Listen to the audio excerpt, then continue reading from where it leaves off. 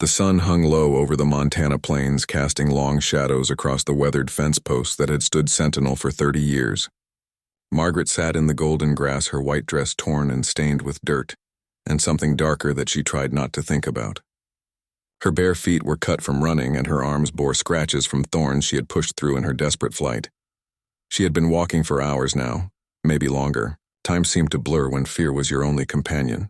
The old pickup truck had broken down 15 miles back on a stretch of road that saw maybe 3 cars a day if you were lucky.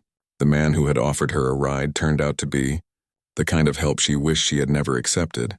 Now, here she was sitting in a field that stretched endlessly in every direction with nothing but the clothes on her back and bruises. That told a story she never wanted to share. The farmhouse in the distance looked like something from a painting, with smoke curling from its chimney and a red barn that had seen better decades, but still stood proud against the sky. Horse grazed nearby, paying her no mind, as if young women in torn dresses were a common sight in these parts. Margaret watched the animal move with such peace, such certainty about where it belonged. She envied that sense of home, that sense of safety. The sound of boots on dry earth made her turn.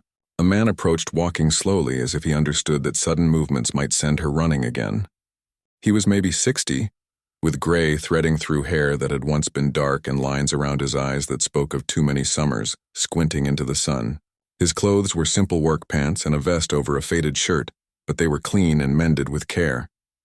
When he got close enough to see her clearly, he stopped. His weathered hands rested on his hips, and for a long moment he just looked at her, not the way the man in the truck had looked at her, not with hunger or calculation, but with something that felt almost like recognition. Margaret pulled her knees up to her chest, trying to cover herself, though the gesture felt useless. Her dress was beyond repair, torn at the shoulder and stained with grass and worse things. She was acutely aware of how she must look to this stranger, disheveled and desperate, and probably dangerous in the way that desperate people often were. "I'll take it off, please," she said, the words tumbling out before she could stop them. "The dress, I mean. It's ruined anyway, and I know how this must seem." The rancher looked down at her, and for a moment something passed across his face that she couldn't quite read. Surprise maybe, or sadness, or something deeper that she didn't have words for. He was quiet for so long that she wondered if he had heard her at all. Then he did something that caught her completely off guard. He shrugged out of his vest and held it toward her without saying a word. When she didn't immediately reach for it, he set it gently on the ground between them and took a step back, giving her space to decide. "Name's Thomas," he said finally. "Thomas Mackenzie. This here's my land as far as you can see in any direction, and a good bit further than that. Been in my family since my grandfather homesteaded it back in 1889. Margaret stared at the vest lying in the grass between them. It was worn, but clean, smelling faintly of wood smoke and honest work. She couldn't remember the last time someone had offered her something without expecting payment in return. "I'm Margaret," she said softly, picking up the vest and slipping it over her shoulders. It was warm from his body heat and too big for her, but it felt like armor against the world. "Margaret Sullivan." "Irish," Thomas said with something that might have been a smile. "My grandmother was Irish, came over during the potato famine with nothing but the clothes on her back and a rosary that had been her mother's. She used to say that the best measure of a person wasn't what they had, but what they were willing to share when they had little to give." He gestured toward the farmhouse in the distance. "That's her house still.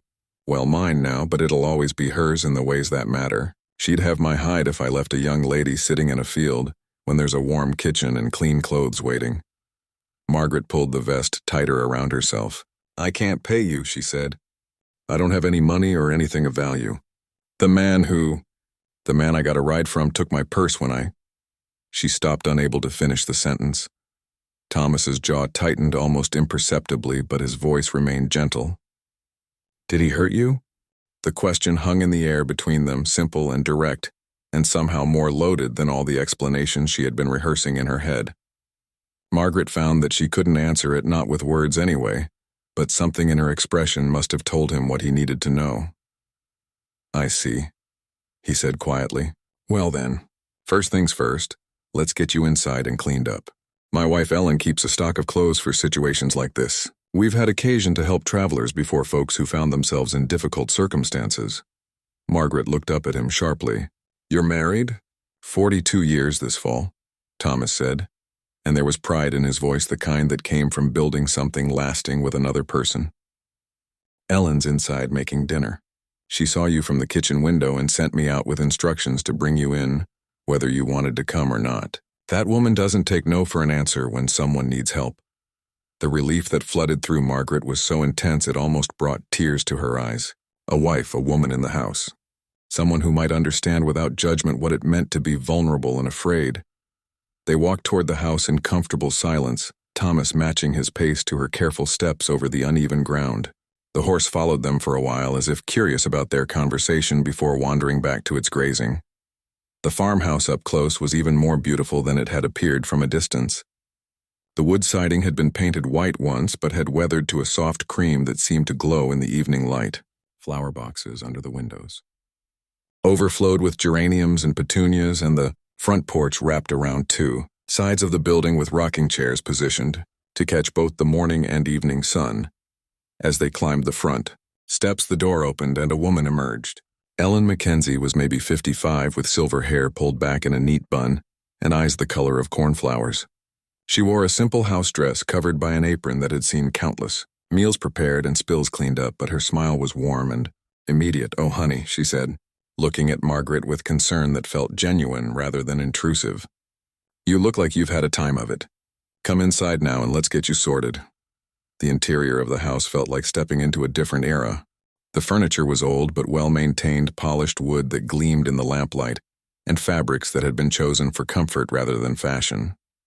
Family photographs lined the mantelpiece showing generations of Mackenzies in work clothes, and Sunday best marking birthdays and graduations and quiet moments of everyday happiness. Ellen led Margaret upstairs to a bedroom that was clearly meant for guests. The bed was covered with a quilt that looked handmade, and the dresser held fresh towels and a pitcher of water for washing. On the bedside table sat a small cross and a book of poetry worn soft from handling. "There's clean clothes in the wardrobe," Ellen said, opening the doors to reveal dresses and skirts and blouses in various sizes. "I keep them for situations like this.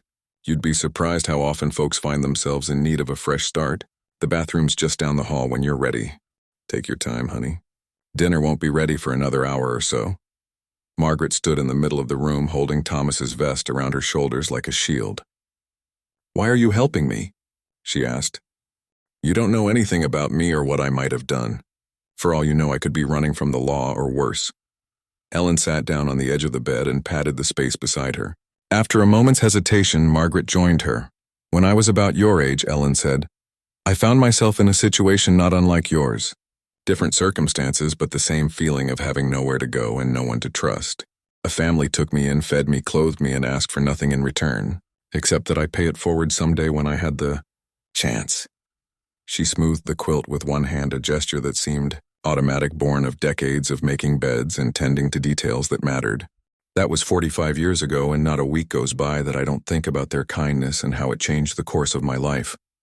Thomas and I, we've been blessed with good land, good health, and each other. The least we can do is share those blessings when someone needs them." Margaret felt tears starting to well up, tears that she had been holding back for hours, maybe days. "I don't know how to repay this kind of kindness." "You don't repay it," Ellen said gently. "You accept it, and when you're in a position to help someone else someday, you do. That's how kindness works, honey. It's not a loan, it's a gift that keeps giving itself away."